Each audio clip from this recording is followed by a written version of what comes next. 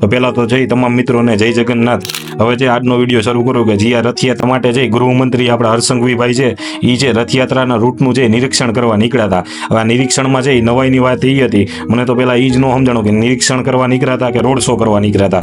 કારણ કે નિરીક્ષણ માટે જે ગાડીમાં બેસીને નીકળ્યા હતા ને, ગાડીને જે ફૂલોથી જે સજાવવામાં આવી હતી। એટલે જો નિરીક્ષણ કરવા નીકળ્યા હોય તો ગાડીને જે આવી રીતે ફૂલોથી છે એ શણગારવાની શું જરૂર છે ને, આ તો મને પહેલો પ્રશ્ન છે। પણ એ તો જે કાંઈ જરૂર હોય, ફૂલ છે એ સરકારી પૈસે લીધા હોય કે પાર્ટીના ખર્ચે લીધા હોય, એ બધી જે ગુણ બાબત છે। પણ જે ગાડીમાં બેઠા હતા ને એ ગાડીમાં જે ચર્ચા કરવી હતી કે આ ગાડીની તસવીર છે એ ગુજરાત પોલીસે પણ જે પોતાના ટ્વિટર હેન્ડલ પર મૂકી છે અને હરસંઘવીભાઈ છે એને પણ જે પોતાના ટ્વિટર હેન્ડલ પર છે એ શેર કરી છે અને એમાં પોતે બેઠા છે। એ ગાડી છે GJ18G5249। હવે જ્યારે આ ગાડીની માહિતી છે એ મેં જ્યારે ઓનલાઈન જોઈને એમાં જે પીયુસી જે એક્સપાયર બતાવે છે, 2022માં જે પીયુસી એક્સપાયર થઈ ગયું છે, છતાં પણ જે ગાડીમાં ઉપયોગમાં છે ને એમાં જે ગૃહમંત્રીને બેસાડાય છે। આની પહેલા પણ જે આપણે જોયું કે જ્યારે વિસાવદરમાં રેલી હતી ત્યારે મુખ્યમંત્રીને છે એ વીમા વગરની ગાડીમાં બેસાડી દીધા હતા। સેમ એવું જ છે આમાં થયું છે કે જે ગૃહમંત્રી બેઠા હતા એ ગાડીમાં જે પીયુસી જ નહોતી। એટલે વિચાર કરો આ છે જનતાને જે કેવો સંદેશ આપવા માંગે છે કે પીયુસી વગરની ગાડીમાં પોતે બેસે છે અને જો જનતામાંથી જે કોઈ